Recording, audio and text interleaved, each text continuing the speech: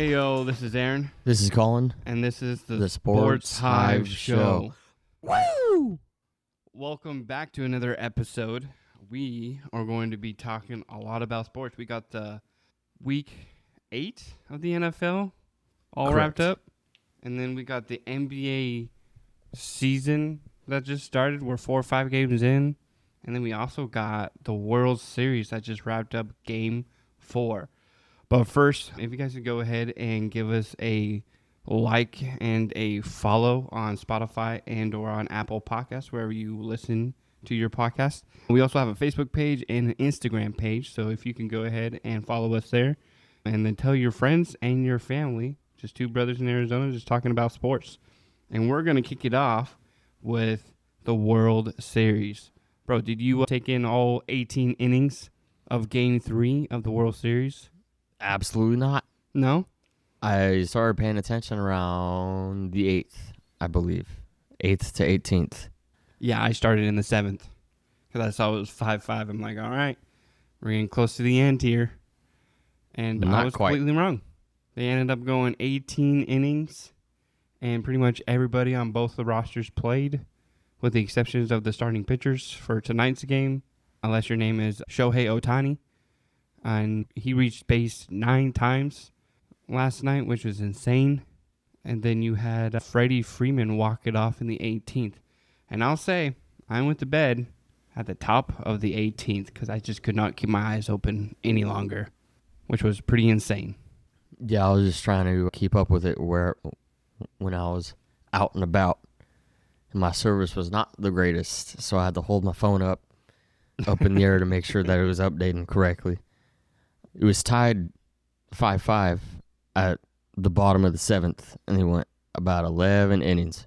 Yo, dude, they played a without whole extra game. A score. Yeah, it went for 6 hours and 39 minutes. Which is the second longest World Series game in history, and the Dodgers are still a part of history at being the longest game back in 2018 that reached over 7+ hours, I think.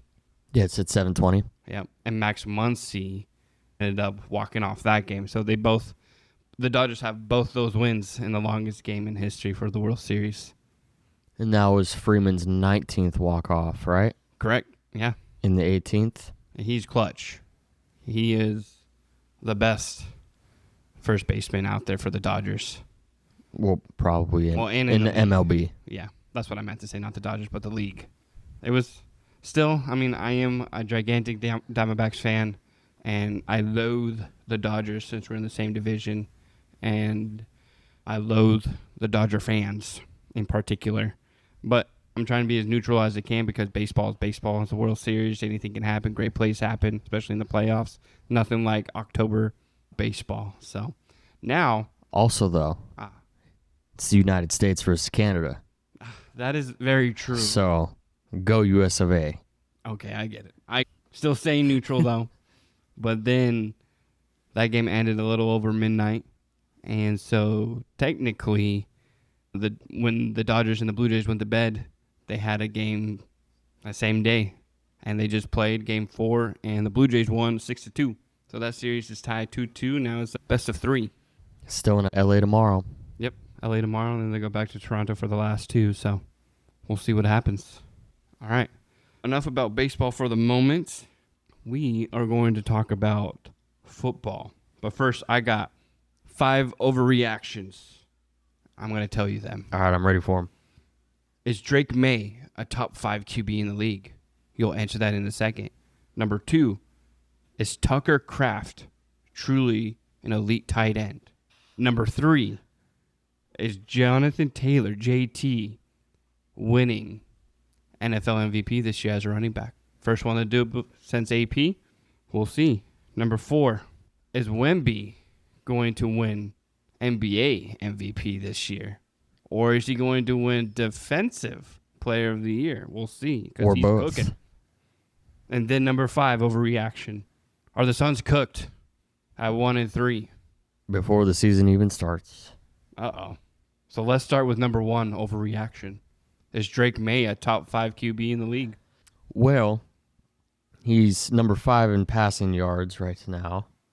He's got a 76 QBR, 75% completion percentage, 2,026 passing yards, 15 touchdowns through the air, and I believe a couple rushing touchdowns for him.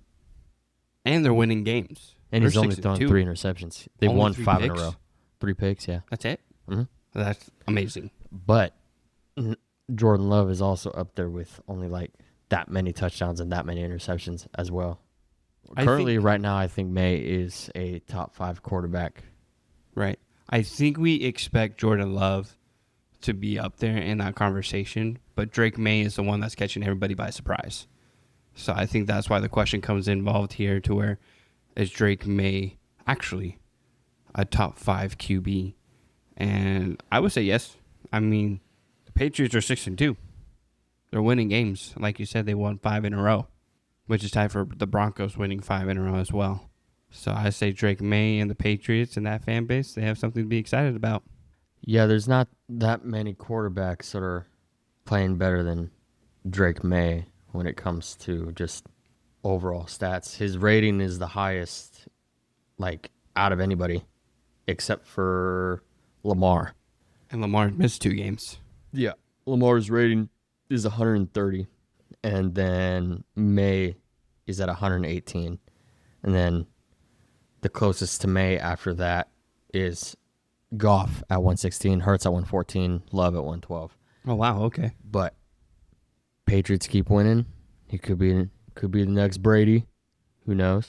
Yeah, I saw some actual crazy similarities between their first 18 games between Drake May and Tom Brady. You want to hear the stats? Shoot it. So for the first 18 games, this is Tom Brady stats. 3 for completion, 319 completions over 494. Drake May in the same time period with 18 regular season games, 338 over 491. Very similar. Passing yards, Tom Brady had 3,412. Drake May has 3,527 in his first 18 games. Passing touchdowns, Tom Brady had 23. Drake May has 22. INTs, 13 to Drake May's 12. That's pretty crazy if you compare the similarities between the first 18 games. But you can't compare Drake May to Tom Brady at all. No, nobody can. Nobody compares to Brady. But obviously, since it's the same team and the Patriots haven't been good since Tom Brady left, they're just super excited to have this kid who is actually balling out and winning games for the Patriots. So I see why they're comparing Brady and Drake Was May he a together. full-time starter last year? Drake May? Yeah. I believe he was. He just sucked. Ish. Like how Josh Allen, his first year, was horrendous. Well, yeah. And then Josh went in for a hurt Tyrod, Right. I believe. Or, yeah, whatever. But as we're comparing, real quick, I'm going to compare Jordan Love to Favre and Rodgers. Perfect. I love it. At this point in time, like through 39 to 40 starts, like at this point in their career, Love has a higher completion percentage than both of them, has more thrown touchdowns than both of them, Okay. has fewer interceptions than Favre on similar pace to Rodgers, has a higher passer rating than Favre and Rodgers, and his win-loss record is slightly better than Rodgers. Okay. And I like think the same as Favre. I like that similarity. And then I saw something a couple weeks back where Favre won his first championship with Green Bay at 27. Yeah, everybody did. Bart Starr did at 27. Bart Starr, that's right. Favre did at 27. Rodgers did at 27. And Love turns 27 on like November 8th. Yeah, next month. Yeah. So we'll see. We'll see if Jordan Love can keep the trend going, because it would be cool to see the Packers win the Super Bowl. Yeah. Oh, 100%. And I turned 27 like a week after Love does. But you're not playing in the National Football League, making millions. Dude, if I was, you wouldn't be listening to me right now. I'll tell you that. That's funny. Cool. I would not be in Arizona. I'll tell you that. Oh, you could be. You could be the starting quarterback for the Cardinals. I mean, you got the height. Yeah, same height. You're solid. Yeah. Tucker Kraft. We'll keep it up into the Packers conversation. Is Tucker Kraft an elite tight end now? It's not now. I would say last year that he was in the top tight ends again, within like the top 5, like statistically, I believe. And then the year prior, which I think was his rookie season. But Tucker Kraft, I feel like he just doesn't get the acknowledgement that he deserves because there's so many other tight ends out there, and like a Travis Kelce or Laporta or Njoku or Mark Andrews or Bowers, Kittle. Who else am I forgetting? Well, Tyler Warren now, Trey McBride. I mean, there's Hunter Henry. Yeah, no. Jonnu Smith, Darren Waller. The tight end position is an elite position. I think more so than wide receivers because tight ends do a lot more than wide receivers do. So I would say behind quarterback and running back, the tight end position is third to be elite and talked about. And yeah, you're right. Tucker Kraft came into the league in 2023. Yeah, third round pick, 78. Yeah, he had 31 receptions for 355 yards and two touchdowns in 23. And then last year pretty much had his breakout season, I guess you can say. 50 receptions for 707 and 7 touchdowns. And then this year he's just killing it. Well, his first season, I believe, was Love's first year starting. Right. Fully. So everybody was just getting used to everybody. Yeah. And now that Love and Kraft mac and cheese combination you got going on, dude, it's scary, but it's cool to see. Like, I like it. And with it being tight end weekend this past weekend, tight ends went off across the board. You got Kraft that went off. Got Travis Kelce who went off. The day after. The day after, technically, whatever. Still the same. And then who else went off? Gadsden went off last Thursday. That rookie tight end out of nowhere those last 2 weeks. So everybody's swooping him up in fantasy leagues just across the board. Mm-hmm. Then Kittle had 4 catches, 43 yards, and a touchdown. And Tonjes, his counterpart, had 1 catch for 2 yards and a touchdown. And then Kraft, obviously, Sunday night, had 7 catches for 143 and 2 touchdowns, which was the best. Easily his best game, I would assume. I mean, it's kind of hard to top 7, 143, and 2. Yardage, I don't Did think he have a better game than 143? He's had games where he has high yards like that, but then no touchdowns, or games where he has touchdowns and no yards like that. I don't think he's ever had a game like that where it's together. Got it. And then Kelce, who came in second, had 6 catches for 99 yards and a touchdown. Gadsden on the Chargers, 5 catches, 77 yards and a touchdown. Njoku, 4 catches, 37 yards and a touchdown. Then his counterpart, Fannin, had 6 catches, 62 yards and a touchdown. Mason Taylor on the Jets, 5 catches, 34 yards and a touchdown. The game-winning touchdown. From Breece Hall. Poor Bengals. Hunter Henry, his only catch for 7 yards and a touchdown on the Patriots. And Gunnar Helm on the Titans, 2 catches, 23 yards, touchdown. The Ravens' third string tight end, Collar, 1 catch, 10 yards, touchdown. And I believe, and Goddard. Goddard had... Oh, that's right. He went off, too. He had 2 touchdowns, but I don't think he really had yards in that game. He had 3 catches for 28 yards and 2 touchdowns.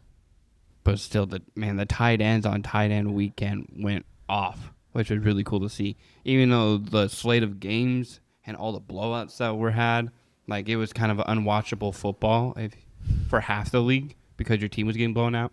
So the other half of the league, you were watching the games because your team was blowing them out. The only close game we had was the Jets and Bengals, which technically that shouldn't have been close at the end at all either because the Bengals were taking that game and destroying the Jets throughout the game until the very end. Kind of just let them have it there. So you say Tucker Kraft is now an elite tight end 3 seasons in. I would say so. I mean, there's not many other tight ends that I would take in front of him. Right. I agree. I would take McBride and Kraft on my teams any day. Right now, the best tight ends in the league are probably Kraft, Warren, and McBride. I agree with that. And 100%. They're all interchangeable. Right. And they're all young, so that's good. Makes our teams exciting. Because we got... For now, you just... Finally. The Cardinals haven't had a tight end forever. And it's just... Like, I can't even remember the last great tight end we've had. Now we have Trey McBride, which makes everything better in my eyes. And Jacoby Brissett knows that. We'll see if Kyler Murray can find him in the field next Monday night. Probably not. Yeah, we'll see. Number 3, overreaction. I don't think we have to discuss it all that much. Jonathan Taylor, is he winning NFL MVP this year? My choices honestly would be either him or if I had like top 5 choices, probably him, Daniel Jones. Baker? I don't know. Baker's had bad games. Mahomes has had bad games. Prescott's had bad games. You want to hear JT's stats in his first 8 games? Yeah, tell me. So week 1, 21 touches, 98 yards. Week 2, 27 touches, 215 yards, 1 receiving TD. Week 3, 20 touches, 118 yards, 3 rushing touchdowns. Week 4, 22 touches, 96 yards. Week 5, 20 touches, 86 yards, 3 rushing touchdowns. Week 6, 25 touches, 137 yards, 1 rushing touchdown. Week 7, 19 touches, 132 yards, 3 rushing touchdowns. And his best game to date, Week 8, with just 14 touches, 174 yards, 2 rushing touchdowns, and 1 receiving touchdown. That's pretty good. 4 games with 3+ touchdowns. And he's leading running backs in rushing yards. And I think Saquon from last year was Offensive Player of the Year. Right. And Taylor has either equaled the amount of touchdowns that Saquon has scored from last year already or is about to. So I actually looked that up too. JT has 15 total touchdowns. And Barkley Week had 8. 15 total touchdowns. Barkley only had 14 total touchdowns all of last season. Okay. All of last season. And we still have, 10 games left? Okay. Yes. Yeah, 10 games left. Well, 10 weeks left, yeah. Yeah, 10 weeks of the season left. And JT already has 15. He can easily, if he keeps up doing what he's doing, he's going to get 25 to 30 touchdowns this year. Easy. As long as he doesn't get hurt. But knock on wood, we're knocking on tile. Yeah, granted. But yeah, he's ran the ball 143 times in total for 850 yards, average of 5.9. His longest run on the year was 80. He just did that 2 days ago. Longest in his career also. And he's averaging 106.3 yards a game, which isn't the highest average a game. It's James Cook at 107.6. But Cook has 97 less yards. Interesting. Yeah. Interesting. Okay. Number 4, overreaction. We're 4 or 5 games into the NBA season already. Is Wembanyama, is he going to win the NBA MVP this year? Because he's been unstoppable. I didn't think a big guy like that, lengthy big guy, 7 feet tall, playing point guard. Bro, he's taking the ball up court, shooting threes, blocking people's shots because he's taller than the basket pretty much. Like, it's insane what this guy's doing. And this is his 2nd or 3rd year in the league? Second year, yeah, that's right. He was a rookie last year. And he's going to go off. If he keeps doing what he's doing, man, it's no discussion. He's averaging 33.3 points, 13.3 rebounds, 2.3 assists, 36% from 3-point, 56% field goal percentage. And he's averaging 1.7 steals, I believe, and 6 blocks. So he's doing it all on the court. And then the only other people that are giving him any sort of competition in the MVP race are SGA and Austin Reeves. Because Reeves and SGA are both averaging 35.8 points a game. Reeves averages 8.5 assists a game to SGA's 5.8. Reeves averaged 6.8 rebounds a game to SGA's 5.5. And Reeves is shooting 57% from inside, like in the paint, 43 on 3-point line, 88% from the free throw line. SGA is averaging 51 in the paint, 24% at the 3-point line, and 85 at the free throw line. So Reeves is, so far, I know it's probably not going to keep up with Luka and LeBron coming back, but he's having a better year than the current MVP Right. I mean, he's kind of come out. Well, everybody knew Austin Reeves was really good. That he was the third star on the Lakers behind LeBron and Luka. And I think, obviously, when LeBron goes, there's going to be the Luka Reeves show. And Reeves is stepping up like he should. That's what he's paid to do. When your 2 stars are out, you step up in a big way, and he has. But with Wemby would be my pick to get MVP and Defensive Player of the Year, which I don't know if that's ever happened before. I'm not sure, but I couldn't agree more right now. If he keeps it up, I mean, he's gonna break some records. Yeah, he's got, not counting today, I think when we were talking yesterday, he has like 124 points on the year, like 30 blocks, and about 40 rebounds with like 20-something assists. That's just saying, like, some of his blocks, it's like, it reminds me of when my kids shoot on the little, like, tiny basketball hoops, and I'm just sitting there in front of it, and I'm just smacking them down as they come to me, just, like, shooting in my face. That's what Wemby looks like, dude, when he's out there blocking shots. Like, he's just playing little kid ball. And then, like, I heard the announcers say something during one of the Spurs game. He was like, how do you even guard this? It's like your dad playing in the playground, and he just pops up for a shot and blocks you. Like, you can't guard it. Like, you can't play against him. And then Wemby knocks down a 3 out of nowhere. Like, it's insane. Like, I'm kind of jealous for Spurs fans because they got some super excitement down there in San Antonio. Yeah, they're 4-0. Yeah, with Dylan Harper, Stephon Castle, Shohan, Wemby. They could run the West for sure. I think they're actually out. Well, obviously they're leading the West right now. The Thunder, they're 5-0, and the Spurs are 4-0. Warriors at 3-1, Jazz, Clippers, and Nuggets at 2-1. Blazers, Lakers, Timberwolves, Grizzlies at 2-2, and that rounds off the top 10 in the West. The Sixers are 4-0. The Bulls are 3-0. The Heat, Cavs, and Bucks are 3-1. The Knicks, Hornets, and Pistons are 2-2, and the Raptors and Hawks are 1-3, and that rounds out the top 10. And then you got the Pacers and the Nets, who are winless, and the Pelicans have not won a game yet. Somebody got to be at the bottom. Yeah, it's going to be an exciting basketball season for sure. There's going to be a lot of domination. It's going to be excited to see what Wemby does. It's going to be excited to see what Luka does. And it's going to be a good year. We'll see what the Suns do, if anything.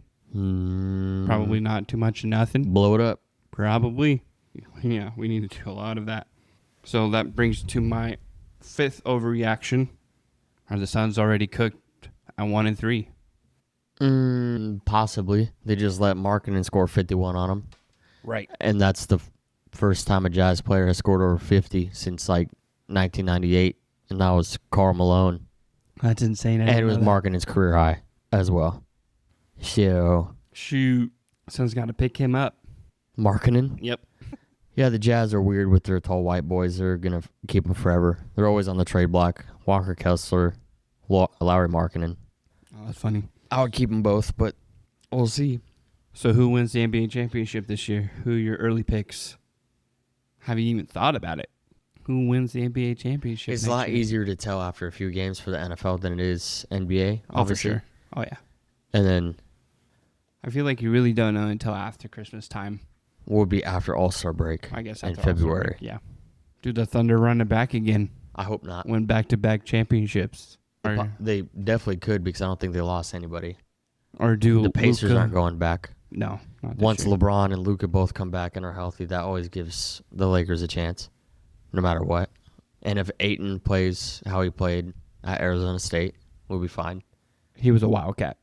U of A, my bad. Yeah, U of A. Yeah, you good. That's you what good. I meant. I had the picture in my head. I just said the wrong scope. You good. And the Bucks are always there. I don't know. It's hard to tell after 5 games. Right. We'll see. But it's going to be a good season. Also been 4 50-point games so far and 16 40-point games. No defense. Nope.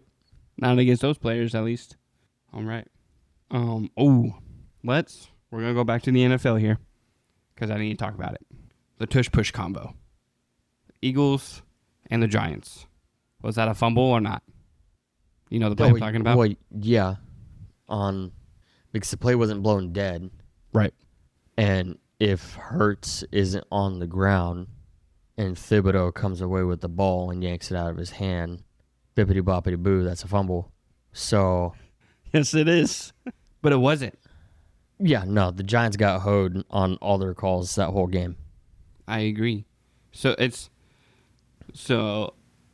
I think it's not so much the Eagles' fault. And this is now officiating. How do you officiate the tush push? You ban it all together unless you're on the goal line, or what? Like, how do you officiate against that? Because every single time there's a false start on the center. And they called a false start for the first time on the Eagles against the Giants on Sunday. Right. The first time ever since they started doing it. But if other teams would do it, like the Packers have done it in the past, like within this season, and then the center moved the ball a little bit, they called a false start on that, on the Packers, but they've never done that to the Eagles until this last Sunday. And the Eagles been doing it for the last, 2 or 3 years. Right. So what do you do now? Like, now it's the Eagles are getting away with it for sure, and the Eagles know that, and they're going to continue to use the tush push until the NFL officiating steps up and does something. Because that was blatantly a strip fumble, and the Giants should have gone away with that ball. It was not forward progress, none of that crap. It was a blatant fumble. Thibodeau had it in his hands and came on his feet and lifted the ball up in the air like, bro, I have the ball. It's ours. But no. Like, it's getting to the point to where it's ridiculous, honestly. Like, I agree to it to a point, but now after seeing that and the officiating can't get it right, there's no reason why the play should be in an NFL playbook, in my eyes.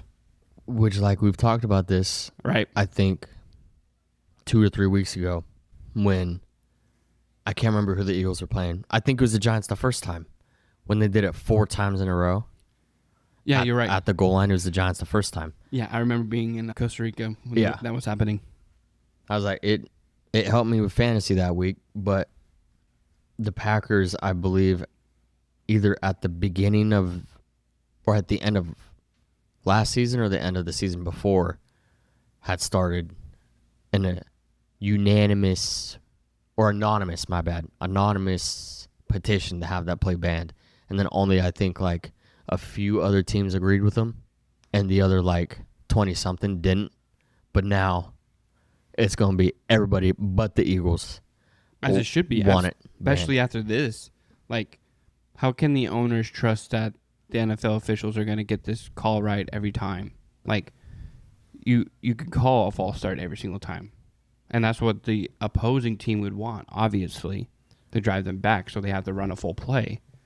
Or if they're not going to be able to call a fumble right, which is blatant that it was a fumble, a strip fumble, then that's going to make the owners worried that that might happen to them and their team going up against the Eagles. Like, there's no way to defend it either. I just don't know where the line's going to be drawn. Like, if turnovers like that are blatant and they just give it to the Eagles for quote-unquote forward progress, then there's some issues. Well, because what was the score of that game? Eagles-Giants, 20-38. It could have been obviously closer. It could have been 24-38 had calls. Yeah. Because Thibodeau, that was a fumble. Giants' favor. It would have an extra drive. Extra drive to get 3 or 7. Yep. And then the quote-unquote offensive pass interference that Slayton had. That was my next conversation piece. That was like a 40 or 50-yard touchdown. Yeah, it was. It was 54 yards. Yeah. So then it was flops 2 scores easily. So it could have been 34-38 at the end, and it would have been a lot closer. Right. And then the Giants could be sitting at 3-5, and then the Eagles at 5-3. But now it's 6-2, 2-6. But the officiating across the board for the NFL, Monday, Sunday, and Thursday, booty. All cheeks. Yep. So. But especially on that play, I have never seen a worse OPI call in the history of me watching football. Like, lately, yeah. No, the receiver did nothing besides catch the ball and run for a touchdown. They were saying there was a little bit of a tug at the end, a little bit of a push, right? But there wasn't. I mean, there's other wide receivers out there that push a lot harder than this Giants wide receiver. What, Slayton, you said? Yeah, it was Slayton. Yeah, it was Slayton. Either Slayton He or barely Wandale. touched the defender. Like, an OPI is when you're actually, like, pushing the defender away to give you space to catch the ball, to create that gap that you couldn't create on your route, and you create it at the very end by pushing off the defender. That's OPI, at least in what I've seen and watched, have witnessed over the last 20-plus years of watching football. Longer than that. But Yeah, is what it is, I guess.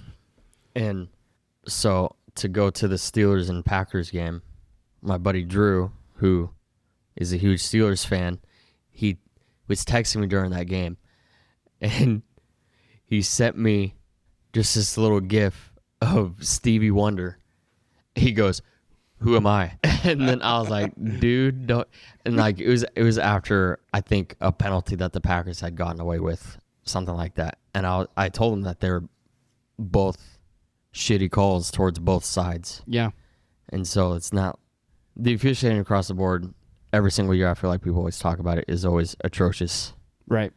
and costly calls. Yeah, when it costs you the game, that's a big issue. When it costs you a possession to change an outcome of a game for your squad, that's an issue.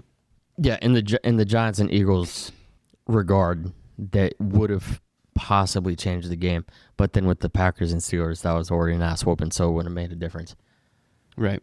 And then the Giants losing Scatterboo too, Correct. which is And to a hip drop tackle, which I think is a hip drop tackle, but there's a lot of people who are on either side saying it's not a hip drop tackle versus it is a hip drop tackle. It was a hip drop. When the player and the defender go down the way they did, that's a hip drop. But again, that wasn't called, and then Scat's not playing for the rest of the year because he dislocated his ankle, and that aura of the Giants team that we had for the last 3 weeks or so, 4 weeks or so, is gone. it lies in the hands of Anakin Skywalker, Pretty much. Yep. Mr. Dart. So we'll see what he can do with what he has now. So we'll see. But when the Giants come back next year, it's going to be an elite squad with Scatterboo, Neighbors, and Dart. Well, fully healthy, I don't think they're going to be that team until probably, I'd say, like week 4 or 5, the earliest, to have I guess Scat that's and true, Neighbors yeah. healthy, because Neighbors went out like week 4 or 5. And then Scat obviously went out 2 days ago. Right.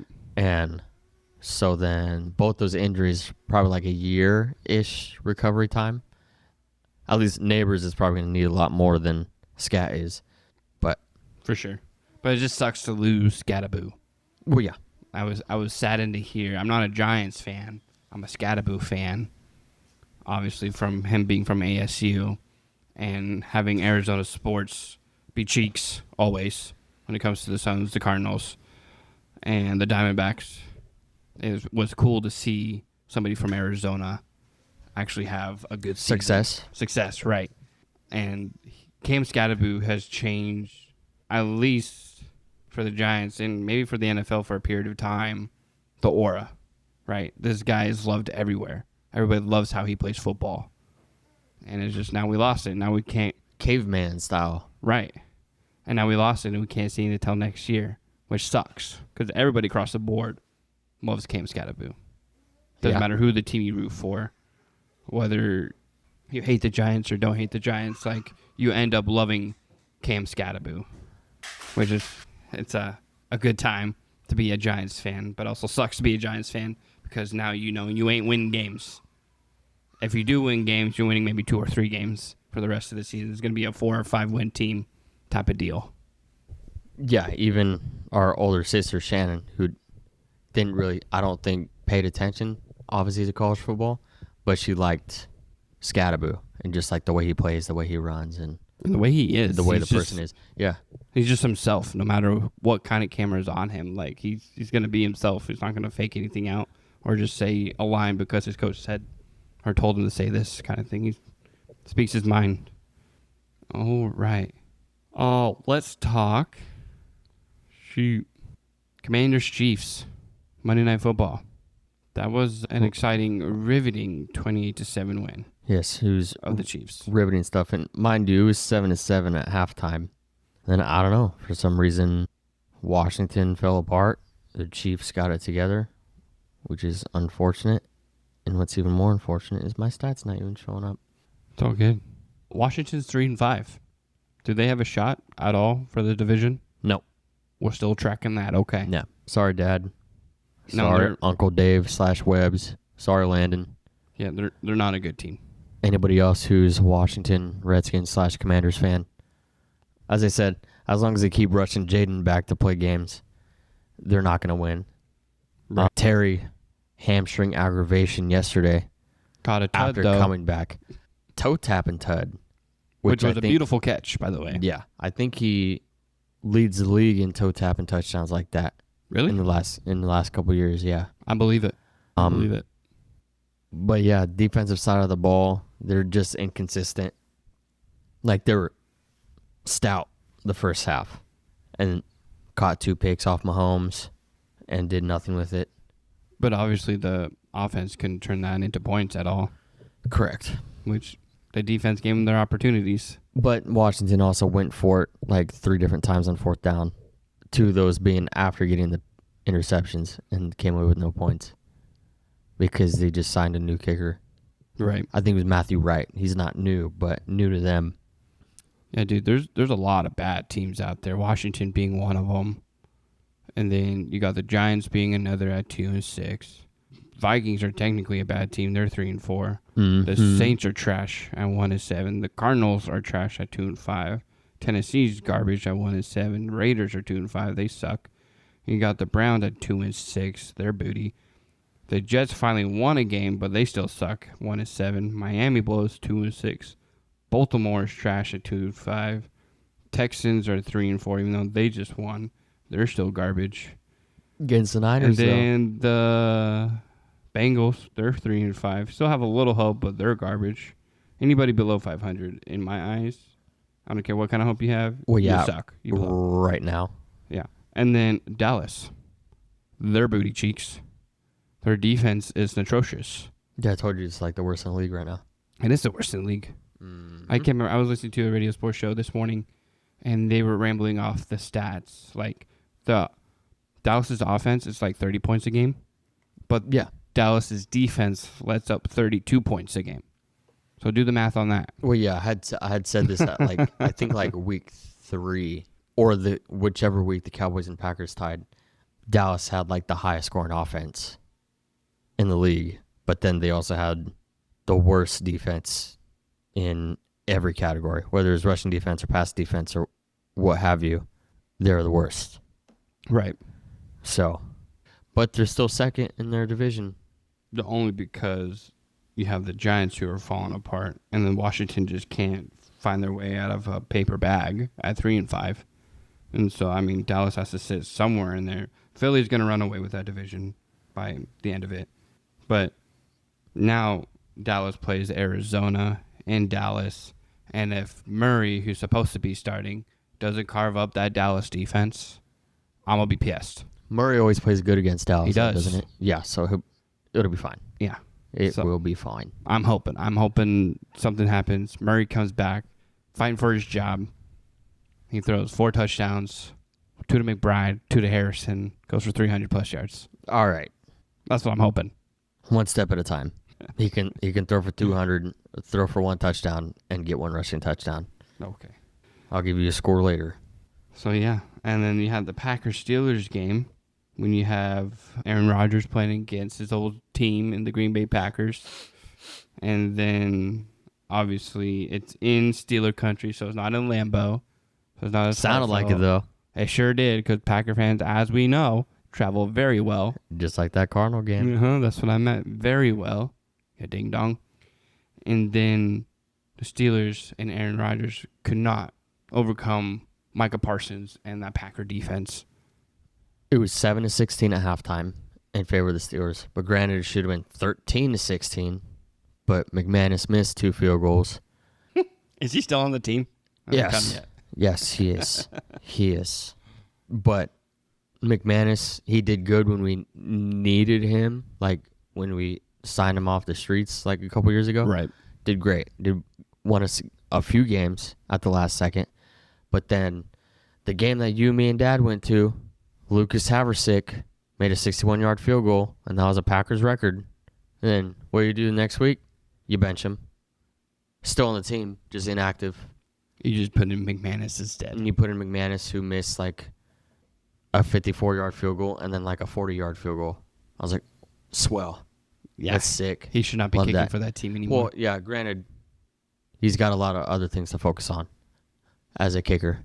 He, Yeah, yeah. like quarterback and Yeah, like running the ball, catching the ball, running routes. defending passes, sacking the quarterback. Yeah, kickers do a lot. Yep. I love it. But then the Packers, after the fact, scored on all 5 of their offensive possessions in the second half. They scored 7 points in the third quarter, then 21 in the fourth. Yeah, no, they ended up playing that second half very well, obviously, getting that dub. They look good. And then Love was 29-37. He threw 20 completions in a row, which Rodgers has never done that, ever, on the Jets or the Steelers or the Packers. And then as far back as they track completions, the only other Packers quarterback to do that was Favre, and he stopped at 20 as well. And so he went 29-37 for 360 yards and 3 touchdowns, QBR of 134. That's pretty good. Savion Williams got his first touchdown, receiver out of TCU this year. And they got Tucker, who had 2. Tucker had 2, so that's the 3 accounted for. Then Jacobs had 1, so that's 28 points. And then McManus had the other points. It was a great game, but Rodgers couldn't get that one win over the Packers. That's the only team he hasn't beaten with the Packers. He had an opportunity to have a win on each of the teams. Now it's not going to happen. Nope, because he's going to retire after this season, so he will be 31. Not 31, my bad. 29. Yep. Teams that he's beaten. What did you think of those Pittsburgh Steelers uniforms? Butt-ass ugly. Yeah, dude. They were horrendous. I think they're an homage to like older Steelers uniforms back in like the 60s or something like that. But We didn't need that as a fan base. Nobody needed that. Gross. We didn't need the Packer whiteout either. Let's just go traditional uniforms for the Steelers and the Packers. Yellow on yellow? It was the green. Green and dark. Or green and white, whatever. But it was a trashy uniform. It was hard to look at, really. I haven't seen one comment to where people are like, "Whoa, this is a really cool uniform." Yeah, no, it's not. They were buried deep in a box for a reason, and that is why. Yeah, and the helmets were gross looking too. Yeah. And just everything about it. But those white icy jerseys, They are cool. the Packers never lost a game in them so far, so we wear them all season. There you go. And then, with that being said, the Packers are first in the NFC Well, they are. at 5-1-1. I like it.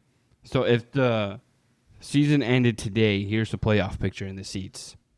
So the AFC, you got the Colts at 1, and then you got the Patriots at 2, Broncos at 3, Pittsburgh at 4, Buffalo at 5, Chargers at 6, Kansas City at 7. If the season were to end today, that would be the AFC playoff format. Now you go to the NFC side, got the Packers at 1, and then you got Philly at 2, the Bucks at 3, Seattle at 4, the Lions at 5, Rams at 6, and the Niners at 7. If the season were to end today.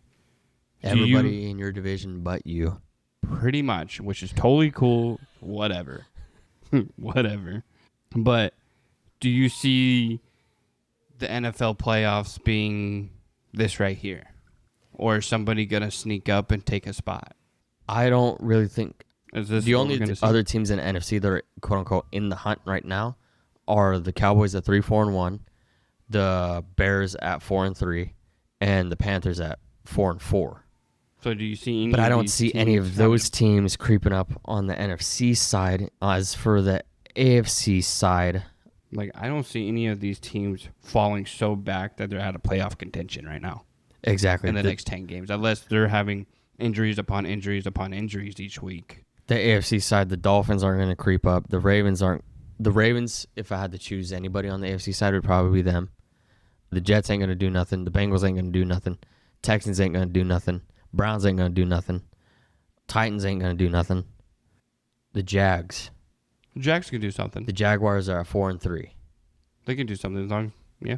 The only reason why they're not in spot number 7 right now is because they have their bye week, and Kansas City has not had their bye week yet. That's true. Yep. So Kansas City's at 5-3. The Jags are at 4-3. Jags would have a tiebreaker over them. Right. So that last spot, if the Jags and Kansas City keep pace with each other, then I could see the Jags taking that last spot over Kansas City. That would... I would have to think that Kansas City would have to have a major follow-up for the Jags to catch them and pass them up. It's only a 1-game difference, and then if the Jags were to win this following week, and I guess we'll see. I got to play the games. There's 10 more games, and we'll see what's up. But I think this playoff picture is pretty much what we're going to see after 10 weeks. Kansas City has a bye week 10. Okay. And they're 5-3 right now. So say if Kansas City wins week 9, who do they play this following week? They play the Bills. So that's not an easy win. No. For either side. It's in Buffalo, so I think I'm going to have to pick the Bills on that one. So they go 5-4 into their bye week. And then, so once they come out of their bye, they could be out of their playoff spot come week 11 if the Jags win week 9 and week 10. And the Jags will be 6-3. Kansas City will be 5-4. Not out of the realm of possibility. Right. Downfall or not. But the Jags just have to win games because Kansas City is going to continue to win games, I think. Besides, that Bills game is going to be very tough for them. But we'll see. Then the Jags coming out of their bye, they play the Raiders. The Raiders this week, so they're winning. Sweet. But Bowers is back, and the Raiders just signed Tyler Lockett. They'll have Jacoby Myers back. Genty will be there. So we'll see. We'll see. It's in Vegas. All right. But yeah, no, that's a great playoff picture. And yeah, the Colts are for real. They're 7-1. They're not going anywhere. They could easily win the Super Bowl this year. The Packers can easily win the Super Bowl. Anybody in this playoff hunt right now, in the picture at least, can win it. Yeah, the one-loss teams left are the Colts at 7-1, the Packers at 5-1-1. Then the 2-loss teams are the Patriots at 6-2, Seattle at 5-2, Eagles at 6-2, Denver at 6-2, the Bucks at 6-2, and then Pittsburgh leads their division at 4-3. And they're all the top 8 teams. Love it. All right. Before we get to our games, we're going to do a rapid fire Week 9 edition. Thursday Night Football, who do you got? Ravens and Dolphins. Ravens. Lamar's back.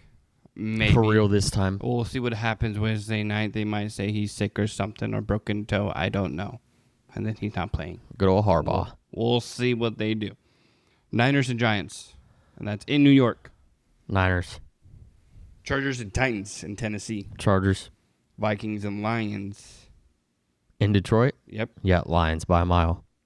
Falcons in New England. Patriots. Colts in Steeler country. Colts. Broncos and the Texans in Texas. Broncos. Bears and the Bengals in Cincy. Bengals. Panthers and Lambeau against the Packers. See, now I say this every single week, whether it's recorded on here or to myself or to you. The Packers always underestimate bad teams. Not saying the Panthers are bad because they're 4-4 and they're in the hunt for the last playoff spot. But I would not be surprised if that game is a lot closer than people would be thinking. Still picking the Pack, though? Forever and always. Saints and the Rams in L.A. Rams by a country mile. Jaguars versus Raiders, which we were just talking about in Jags. Las Vegas. Yeah, Jags even with the Raiders signing Lockett and getting Bowers back. Chiefs and the Bills, which we just talked about in Buffalo. What do you got? The Bills. The Bills. The Bills. Seahawks and the Commanders. I'm going to choose the good old Seahawks, brother. Sounds good. Commanders ain't commanding nothing. And Monday, that's a Sunday night game. Seahawks and the Commanders. That's 2 primetime games in a row for Washington. It is. Waste the space. It is. Why would they do that? They were just hoping Jaden Daniels was playing still. Yeah, they're not going to flex out any games, not unless it's like Not this early in the season. any games past like week 14, they'll probably flex out. Yeah, but so not Seahawks this and early. Commanders. And then Monday night, I mean, this is going to be, we'll see. Cardinals and the Cowboys in Dallas. Kyler Murray's supposed to be playing. Not official yet, but he's supposed to be playing against that Dallas crappy defense. Do the Cardinals win it, or do they lose by 3 points or 1 point? I feel like it's going to be a close game regardless. So whoever wins, it'll probably be by less than a touchdown, which you're used to by now. Which all your 5 losses are by less than 7. And our 2 wins, too. Correct. I'm going to go with the Cardinals on this one. Just because. I like it. Yeah. I like it. Just because Murray seems to be healthier now. He's been out for a couple weeks, I think. Yeah, like 2 games and a bye week. Yeah, so 3 weeks. So he's healthy. Harrison will be fine. Bam Knight will be fine. McBride will be fine. We got 2 running backs on the roster. Bam Knight and DeMarcado. Because they just released Michael Carter. DeMarcado's on IR. He's coming back. Already? That's Mhm. not possible. When you put someone on IR, he's out for 4 weeks. That's what they're saying. I'm saying they're full of shit. How about that one? And there's the only 2 running backs we have. Because that's what we thought, too. When he was released yesterday, we were like, wait, does that mean DeMarcado's back? Because he has to be the backup to Bam Knight now. So I don't know what the Cardinals are doing. I don't know if they're trying to make room before the deadline to bring in another running back from somewhere, which I would be happy about because our running back room is trash. And we need a true running back if we're going to do anything. But we might not do anything. But we do need a 3rd string running back. But DeMarcado is listed as our 2nd stringer for this week's game, which I was surprised about too yesterday. It didn't make sense. But we're going to keep the guy who drops the ball at the 1-yard line before running into the end zone. Michael Carter got signed to the practice squad. Michael Carter did? Yeah, your guys' practice squad. I did not hear about that today. Because that happened today. Like 5 minutes ago today? Like when we were recording this podcast today? At 11:21 a.m. today. Shoot, I was working. I did not see that. It says following a Week 8 bye, the Cardinals released Michael Carter from the 53-man roster on Monday, but the 5th-year running back will end up sticking around in the organization. Arizona only has 2 running backs in the roster, Bam Knight and DeMarcado, the latter of whom sat out Week 7 loss to the Packers. So Carter seemingly has a good chance of being elevated from the practice squad to add depth to the backfield ahead of Monday night's game in Dallas. But Knight is still going to be the starter, followed by DeMarcado, followed by Carter. Yeah, boy, Bam Knight. Yeah. I see. All right. Well, We'll see. Bam Knight could have the best game of his life let's hope, because that would be fantastic. on Monday. I need a little light in my life when it comes to Arizona sports. Well, my picks, Ravens versus Dolphins. You know what? Dolphins had a great game this past weekend. I'm going to say Dolphins. They're in Miami. They got nothing to lose. Ravens are trying to prove something with Lamar. Ravens still have one of the worst defenses in the league behind Dallas. So I'm going to say the Dolphins over the Ravens. Niners over the Giants just because there's no scat. And they have no idea what their identity is anymore. So I say the Niners handle the Giants pretty well. Chargers over the Titans. Lions over the Vikings. Patriots over the Falcons. And then Colts are going 8-1. They're going to beat the Steelers. Broncos over the Texans. I'm going to say Bengals over the Bears. Mm-hmm. Packers over the Panthers. Rams over the Saints. Jaguars over the Raiders. Chiefs over the Bills. Seahawks over the Commanders. And the Cardinals over the Cowboys. That's what I got. Everything's the same except for the Dolphins and Ravens game. Yep. Usually is. And now, I got a small game. I know you got a game too, but I got a small game. You got 3 choices here. Would you rather? You only can pick one. What I waddle. What do you waddle? What a waddle. What? Sorry, I tired. Okay, I talk like my kids. Would you rather pitch to Shohei Ohtani with the bases loaded, or would you rather line up opposite to Calvin Johnson in the red zone, or would you rather score a basket on LeBron James? I would rather fight fire. There you is go. what I would do. Because you're you're pretty much going to die. Either way you choose, just which death are you going to take? Did you say hit against Otani or pitch against Otani? Pitch to Otani. Well, I'd do that one because I could just walk him. I guess you could. That's pitching, brother. Yeah. The 4 balls are pitching, yeah. I'm going to get close to the strike zone against Otani. No, I'm not trying to score on LeBron either because he's going to put his schmeat all over me. And then, what was the other one? Line up against Calvin Johnson? Yeah, in the red zone. And then I'm going to get mossed. So. No, you're not going to get mossed. You're not going to get close my to him. ankle's going to get broken. Yes. That's what's going to happen. Yeah, so I'm throwing 4 balls, and I'm walking them. I like it. Oh, that's funny. All right. So, as for mine, this is going to go to... I'll start off with this. This is just a question. I didn't put any people down for this one. Who do you think is the best tight end in the history of football? In the history of football, tight end? 3 names come to mind immediately. And that's Tony Gonzalez, Antonio Gates, and Gronk. Correct. Those are the 3 names. Man, I love watching Gates. Gronk probably has all the stats and the Super Bowls. So if we're talking stats only, it has to be Gronk. Gronk has to be the GOAT of tight ends. Because you have Gronkowski, you have Tony Gonzalez, Antonio Gates, you have Mike Ditka. Yeah. Shannon Sharp. Yep. Witten. Yeah. Jimmy Graham. But Gronk has 3 or 4 Super Bowls or more. Greg Olsen, Vernon Davis. Brady has 7, no? Yeah. So he has 6 with the Pats. Brady One with does. Tampa Bay. 1 with Tampa. That Gronk was there. And then Brady had 2, I think, before Gronk got there. So So Gronk, I think, has 5. Either 4 or 5. 4. Yeah, 4. I mean, Antonio Gates didn't have that. Tony Gonzalez didn't have that. Did Mike Ditka have that? Shannon Sharp? I don't believe so. But Gronk's stats, he had 621 catches for 9,286 yards and 92 touchdowns. On top of 4 Super Bowls, NFL Comeback Player of the Year in 2014, 4-time first-team All-Pro, 5 Pro Bowls. He led the NFL in receiving touchdowns in 2011 and was part of the 2010s All-Decade team. So I don't believe Tony Gonzalez, Antonio Gates, Jason Witten, Mike Ditka, Jimmy Graham, none of them boys it's come Gronk. close. Okay. Gronk is the GOAT of tight ends, as Tom Brady is the GOAT of QBs.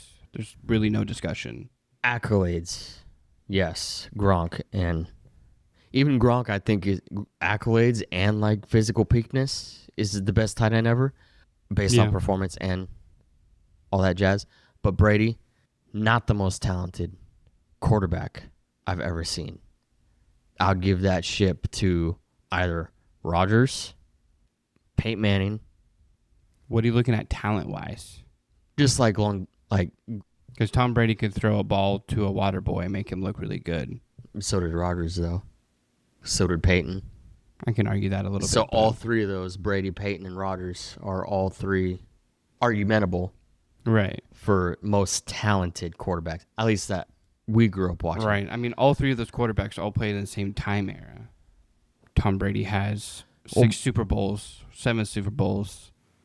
Well, 6 when Peyton was around, 7 obviously with Rodgers, and Rodgers has 2 Super Bowl rings. No. Does he not? No, he only has 1. Yeah. Back in 2010? Against the Steelers, yeah. Okay, so he has 1. Peyton Manning has 2, 1 with different franchises, and then Tom Brady has 7, 6 with 1, 1 with 1. But then I could tier them 1, 2, 3, but Tom Brady's still on the top of the list.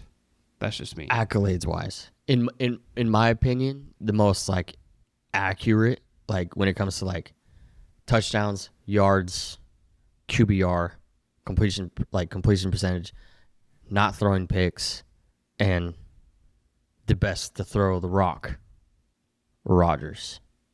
Doesn't Tom Brady have more touchdowns than both Peyton Manning and Aaron Rodgers? That could be because I think Brady has played a little bit way longer than Manning ever had. But I don't think Rodgers is even close to breaking the record. Because doesn't Tom Brady hold the touchdown record?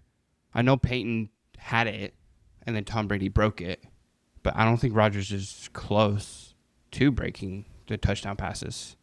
The other stats I don't know about. So completion percentage, probably, maybe. I'm not sure. Passing yards. Yeah, how about that? Passing yards, Brady has 89,000 to Rodgers' 64,000. But also Brady did play his rookie season.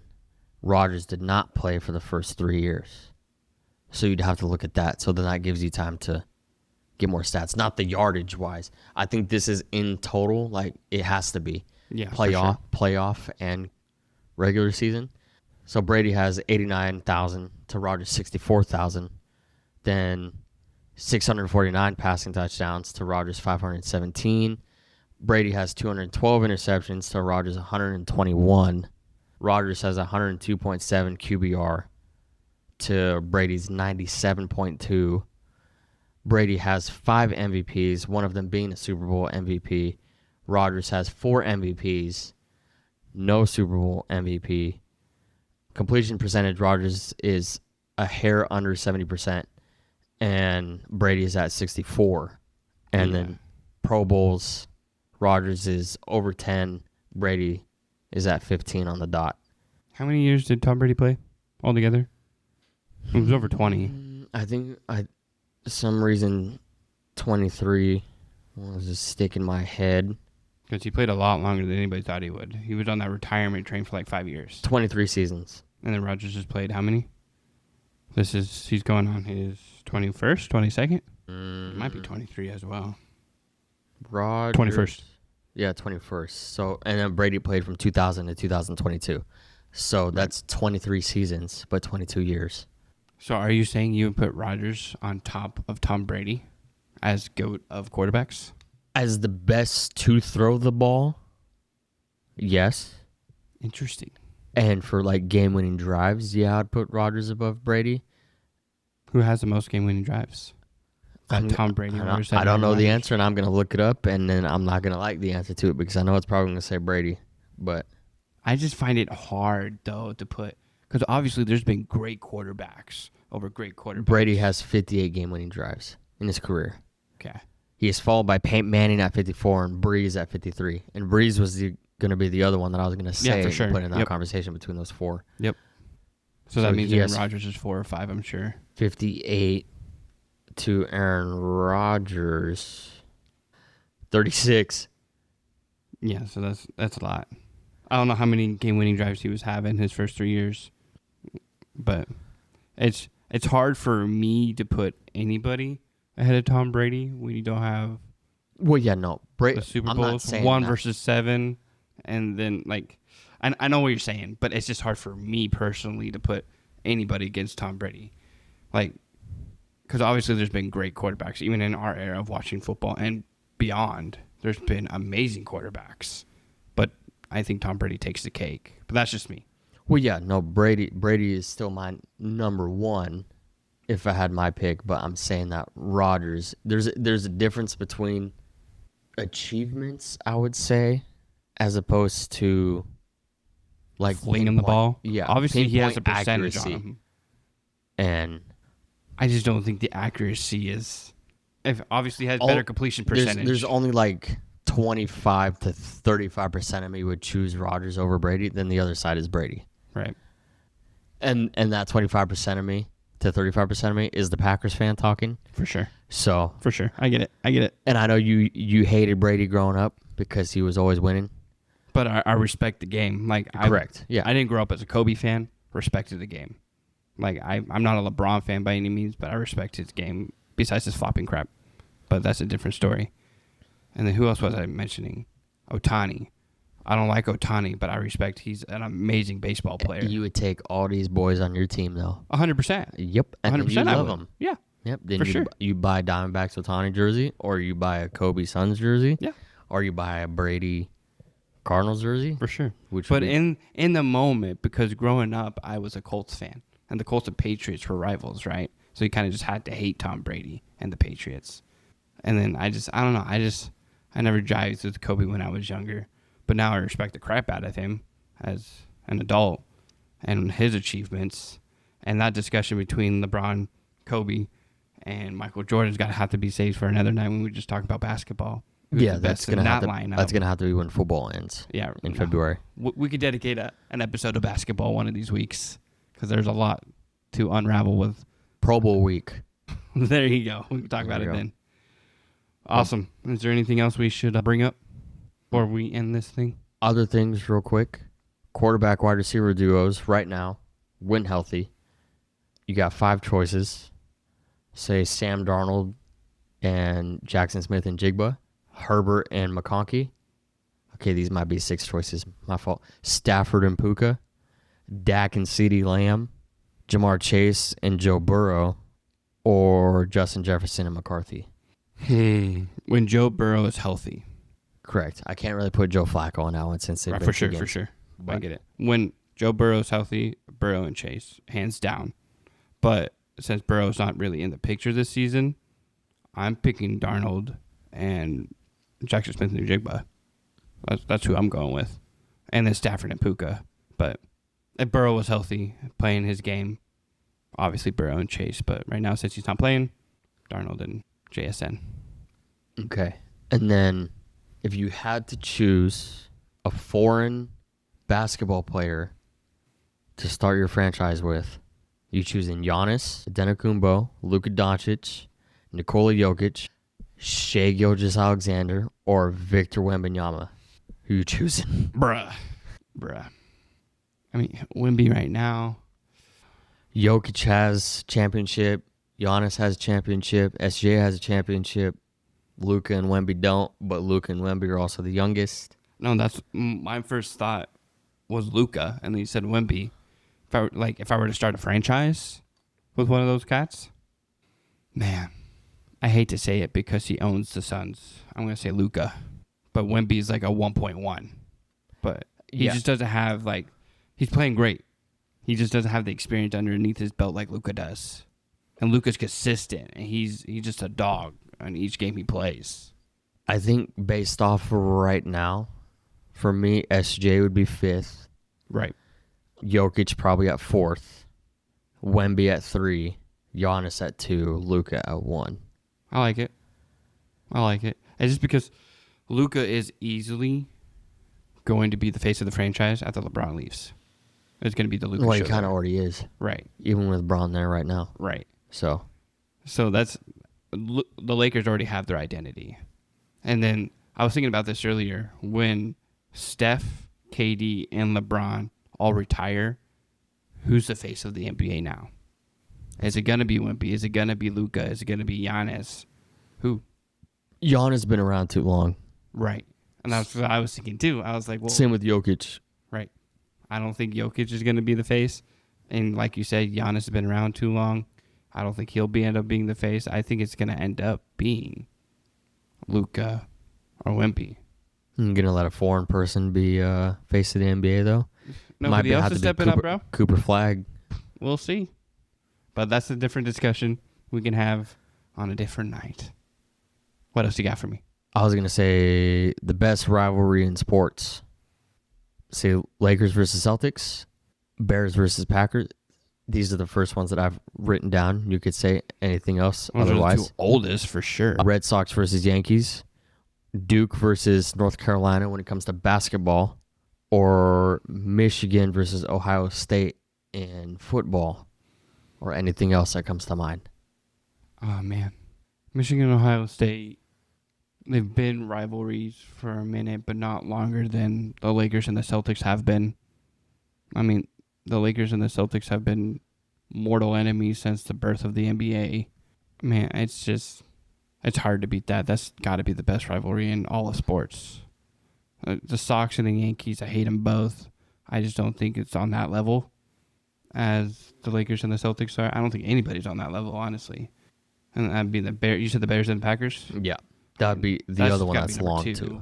That's been the longest one, too. And the Packers always have a Bears number. Mm-hmm. And the Lakers and the Celtics, I'm sure if you look it up, they're probably pretty even on win-loss ratios between them. I would say that one for sure. Lakers and Celtics. There's a lot of history, and they always show up in those games. Yeah, I think the win-loss record is pretty close. But then the championships, it's one in favor of the Celtics with the one that they won a few years back. Then real quick, I'm going to do the NFL stat leaders because we didn't talk about it last week. And there's been some changes.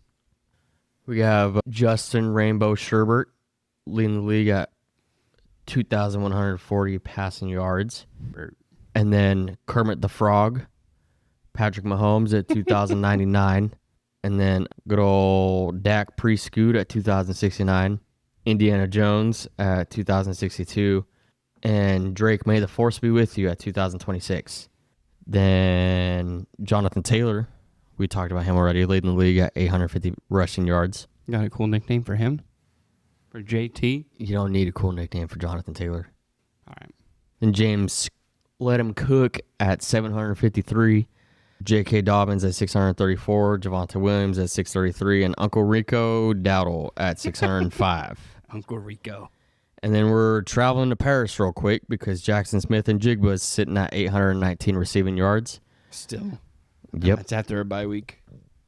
And then Jamar High Speed Chase sitting at 720. And then With the old man Flacco at the helm. Yeah, Flacco's targeted him like 30 times in the last 2 games. I think so. Honestly, like 31. I believe it. Because he had 23 targets 2 weeks ago. And then this last game, I think he had like 12 or 13. And then George Pickens at 685.